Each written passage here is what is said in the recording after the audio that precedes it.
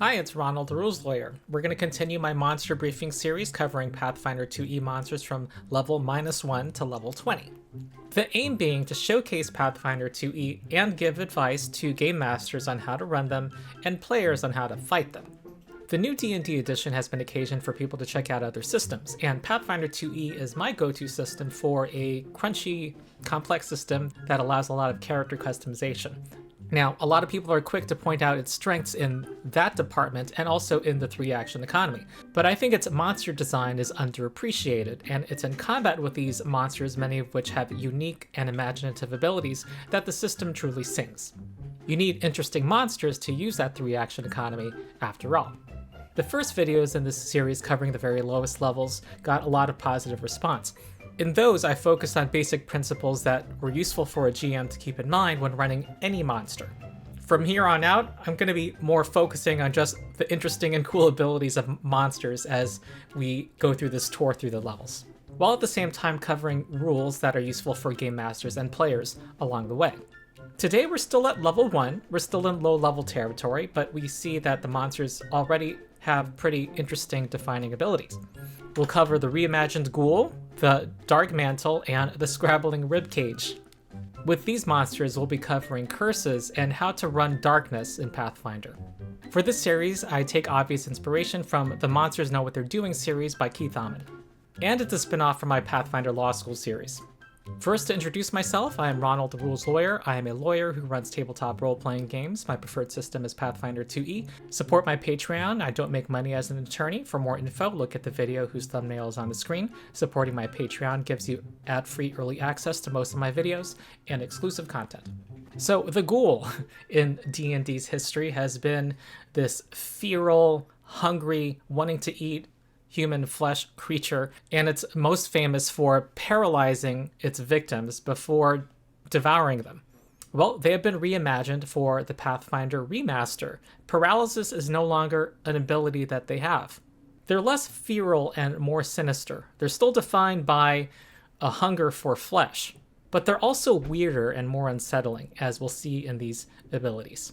First, a review on how I recommend running any Pathfinder 2e monster. First, scan their description to see what motivates them and what might make them want to fight the party, and that will inform how you run them and roleplay them in battle. Then, at least do this if you have time, scan for special abilities. Every monster in Pathfinder 2e has some signature defining abilities. With that knowledge, you come up with what I call a plan of attack, a set of routines that are its go-tos in combat. And lastly, don't forget to check out their skills, because there are many skill actions that are useful in the system. So with the Ghoul, we'll see that their descriptive text is quite scant. In fact, we have a single sentence, and we're told that they're flesh-eating and like to dwell in graveyards and crypts. But we see it's because they reserve the vast majority of the space for special abilities. And here they do quite a good job conveying the ecology of this monster. Our next step is we review its abilities, and here we see there's a lot of abilities. Even at these low levels, Pathfinder 2e tends to give more than just bite and claw routines. There's just more things that they can do, creating more variety between turns.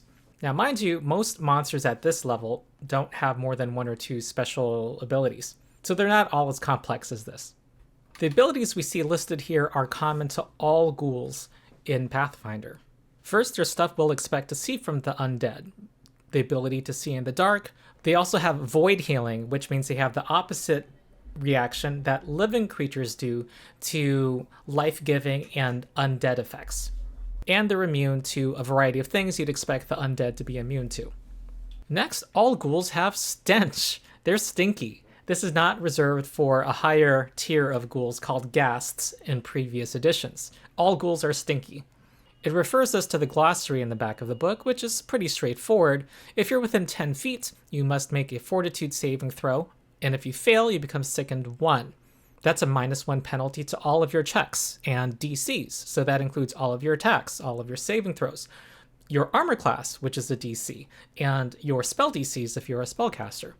Also, if you critically fail, which can happen when you fail a check by 10 or more, you are additionally slowed 1 while you are sickened. Slowed 1 meaning that you lose 1 of your 3 actions at the start of every turn. They are that disgusting. A cool thing about the second condition is that the way to get rid of it is active. You have to spend an action to retch to make another fortitude save against the effect. One reason, by the way, that I think paralysis was removed from the Ghoul is that it had the incapacitation trait, which in Pathfinder meant that if you were higher level than the paralysis in the case of the Ghoul that was trying to debilitate you, you treated your degree of success on your saving throw as 1 degree higher. So what often happened was it didn't have much effect because you were higher level, and if it did have an effect, it was very terrifying. And they wanted to avoid that swinginess by giving it other abilities. The next thing we see is that ghouls can burrow. They have a burrow speed of 5 feet, so they can enter combat from the ground. Next, their claws, which do not paralyze in this edition, have the special grab ability.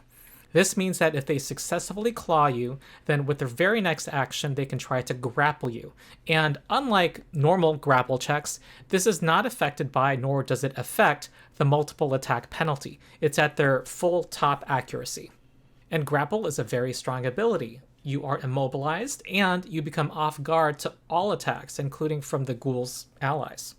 You also have trouble doing actions that involve your hands.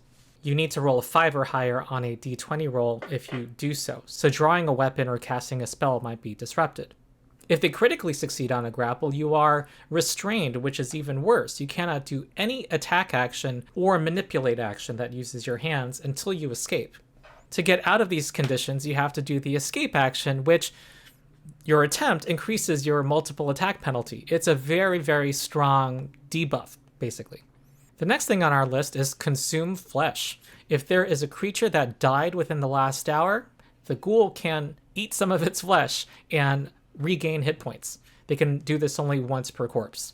So you want fresh corpses for your ghouls available, or they can eat on other creatures that die in the course of the same battle. Next, we see what effectively replaces ghoul fever, the disease that ghouls would give you before that debilitated you and eventually could turn you into a ghoul. If there is a grabbed, paralyzed, restrained, or unconscious creature within the ghoul's reach, so it doesn't have to be this ghoul grabbing it or restraining it, then this ghoul can whisper into their ear, specifically dark thoughts and vile cravings. Then they have to make a saving throw against forbidden cravings, the ghoul's curse.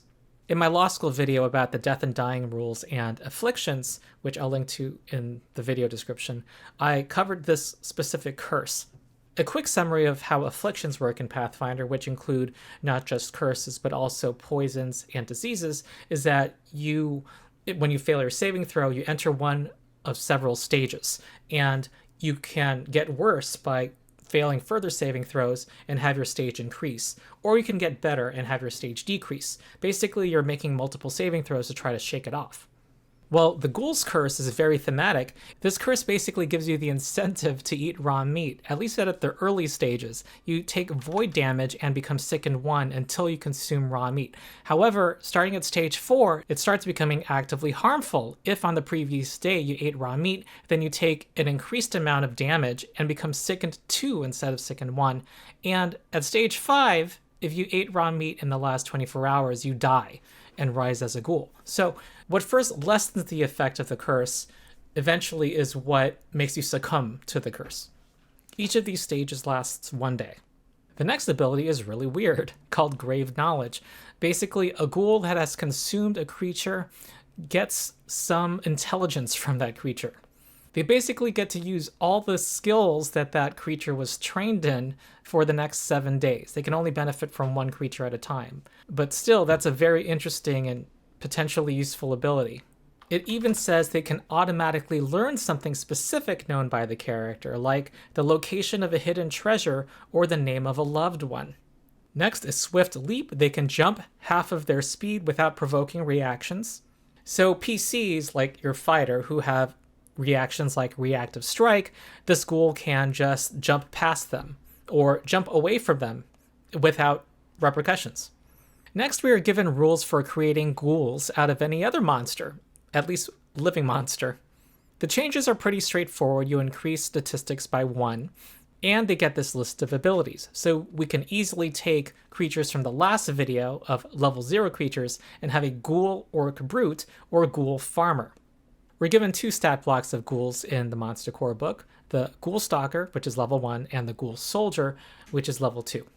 The Soldier has better stats, obviously, being higher level, plus it also has a sword and the reactive strike reaction, which, if you know Pathfinder, will trigger on a lot of things, such as doing a move action, like standing up, or trying to leave the square, or doing a manipulate action, like casting most spells or trying to draw a weapon, or doing a ranged attack of any kind. For manipulate actions, this soldier can even disrupt that action, make you lose your actions if they critically succeed. Alright, so that was a lot of abilities to cover. The next step in my process was to come up with a plan of attack. What is their routine? First off, I'll note that their burrow ability and the fact that they have stealth scores gives them an incentive to plan ambushes against the player characters. Not only can they hide behind sources of cover like gravestones, trees, and walls, they can burrow out from the ground. You can have some memorable combats open that way. From there, it's pretty straightforward. They want to get in your grill so that you can be exposed to their BO. And when you're suffering from their stench, they can then claw you and then try to grab onto you so that they can whisper in your ear. Their jaws naturally do more damage than their agile claw attack. Agile means their multiple attack penalty is lower, and it usually is used for follow-up attacks. However, if they're in a group and they have a fair amount of intelligence +1, so above average, they may want to open with the claw attack so that they can then grapple you, or grapple from the get-go. This debuffs you and makes you off guard to the rest of the ghoul's buddies. And of course, when you're grabbed, you are susceptible to their ghoul whispers and their curse, which admittedly doesn't do much in the typical battle unless you critically fail against the curse. However, it is thematic, and as a GM, I would definitely make it happen. And despite their intelligence, they are pretty compulsive by nature, so I would make it happen. Or you can play off their intelligence by having them skirmish. Sometimes the best defense is to GTFO, so they can attack somebody and then swift leap away, use that ability to get away without provoking any reactions. Lastly, we look at their skills and we see that indeed their athletics is strong, and that is in keeping with their grab special ability, which uses athletics. Athletics, of course, is not limited to grappling. You can also trip foes or disarm or shove or reposition foes. Their high acrobatics also means that they're good at tumbling through party members. Lastly, I just want to point out when thinking about encounters, the fact that the Grave Knowledge ability is pretty unsettling and spooky. You might want to creep out your players by having a ghoul sing a song that was sung by a dear NPC that the party used to know. They got their performance skill after all. Or maybe the ghoul ate a vital clue from somebody that the party was tracking down for valuable information, and they have to track down the ghoul to get that information. Okay, that was by far our most complex creature for the day. We're going to do 2 much simpler ones now. We look at the Darkmantle, and when we look at its description, we see that it's a predator that poses itself as a stalactite on the ceilings of usually cave roofs. They're able to create a magical darkness, and then they ambush their foes and envelop their foes with the leathery shroud that is manipulated by their tentacles. Then they squeeze the life out of you.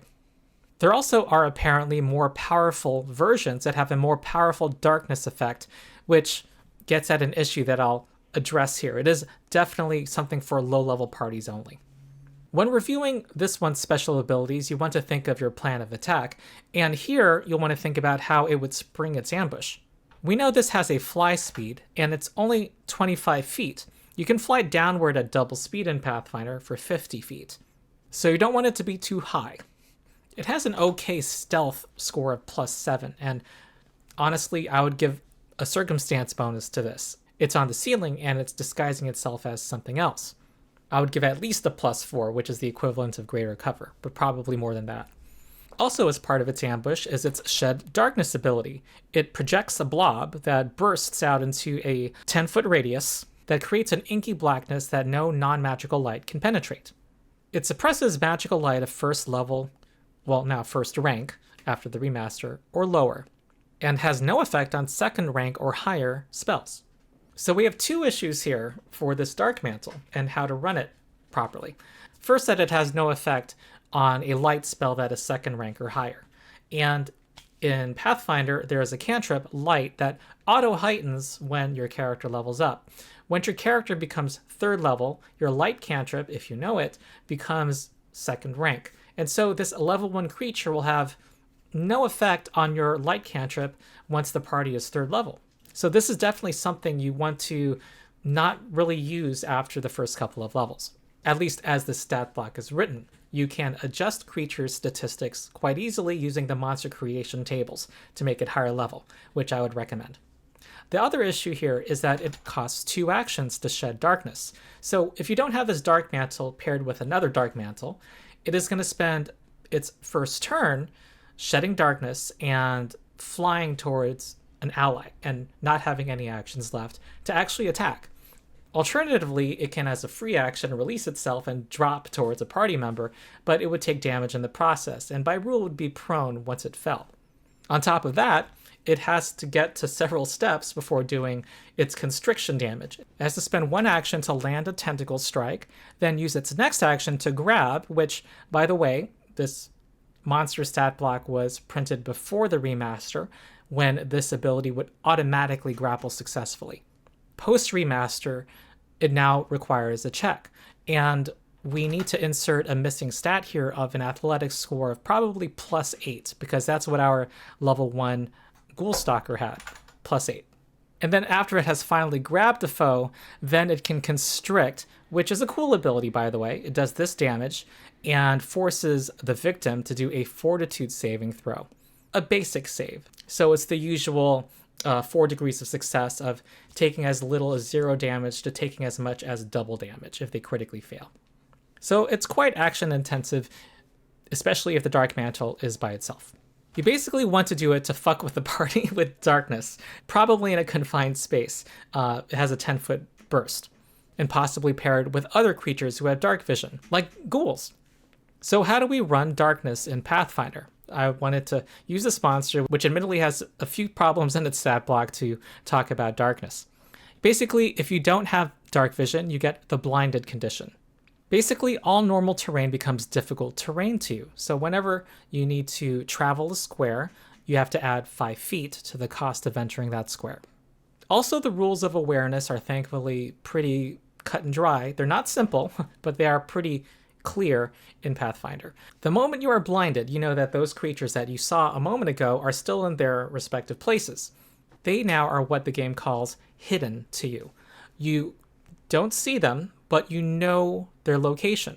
So you can target their location, their square, and to succeed at targeting them, you have to do a DC 11 flat check. Roll a d20, and you need to have an 11 or higher.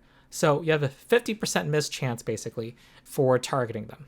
This is true for all effects that require targeting a single creature, so weapon strikes, many spells. But area effects, like a fireball, do not need this targeting check. They remain hidden to you until they sneak away, which is its own defined action requiring a stealth check, which is pretty simple. Stealth versus your perception DC, your perception score plus 10. Also, this is in the awareness rules. When you cannot observe a creature, see a creature, and they can see you, you are off guard to that creature. You have a -2 circumstance penalty to your armor class against their attacks. So now the Darkmantle has an easier time hitting you. Meanwhile, the other effects of being blinded are here. You cannot detect anything using vision. You have a problem with perception checks if vision is your only precise sense. And you're immune to visual effects, which actually can be good for harmful illusory magic. This is all pretty straightforward stuff.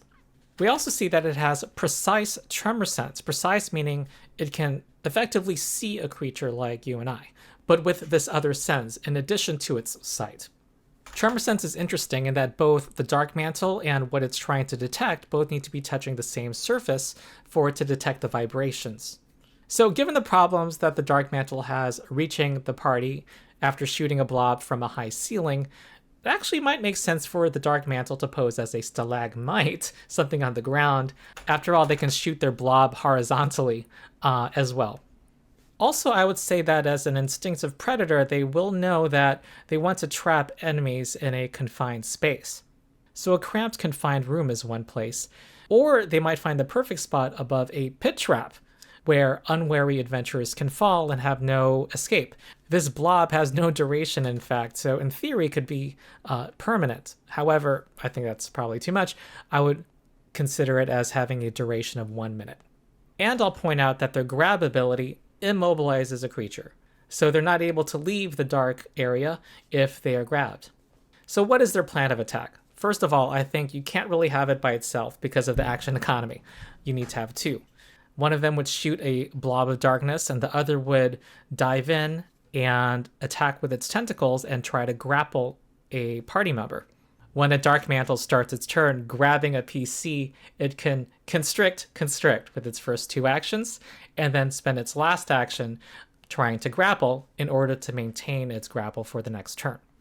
Not a very complex creature, but you do want to set up this situation where the party is trapped in the darkness, dealing with these Darkmantles grabbing onto them.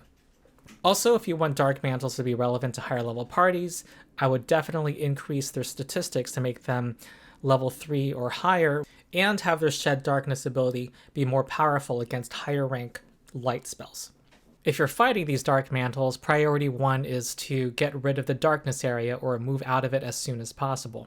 If no one is immobilized, basically, run. Get out of there. You do not want to deal with darkness. Ronald from the future here with shorter hair. Well, if your buddy is grabbed by one of these things in the darkness, you have two options. One, you can try to aid your ally's next escape attempt by taking an action to prepare a aid reaction, or you can try to shove or reposition the Darkmantle, because under the grapple action it says that the grabbed condition for the victim ends when the grappler moves. Our last creature today is the Scrabbling Ribcage. It's a type of animated bones. This is our facehugger from the Aliens movie franchise. And despite its appearance, it's not an undead creature. In fact, it has no connection to necromancy. It is a construct that is often mistaken for the undead.